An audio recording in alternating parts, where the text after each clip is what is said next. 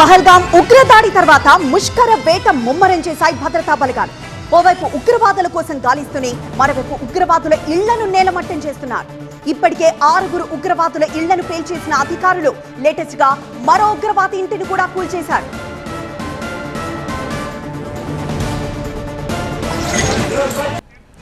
జమ్మూ కశ్మీర్ లో ఉగ్రవాదులపై ఉక్కుపాదం మోపుతున్నారు. 3 రోజుల్లో 11 మంది ఉగ్రవాదుల నివాసాలు నేలమట్టమయ్యాయి. ఉగ్రవాది అద్నాన్ షఫీ ఇల్లుని కూల్చివేశారు. షోపియాన్ జిల్లాలో షఫీ ఇంటిని కూల్చేశారు భద్రతా బలగాలు. ఏడాది నుంచి ఉగ్రవాద కార్యకలాపాల్లో ఉన్నాడు షఫీ.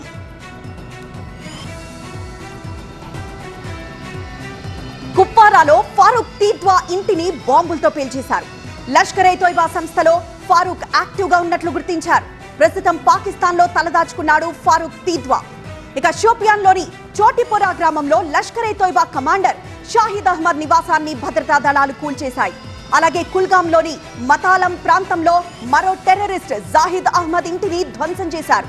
ఇదే జిల్లాలో లష్కరేకు చెందిన మరో ఉగ్రవాది ఇషాన్ అహ్మద్ షేక్ నివాసాన్ని పేల్చేశారు. కుల్గాంలోని ముర్రాన్ ప్రాంతంలో హసనుల్ హక్ ఇంటిని బాంబులతో కూల్చేశారు. పుల్వామాలోని కాచిపోరాలో హారిస్ అహ్మద్ ఇంటిని బాంబులతో కూలగొట్టారు.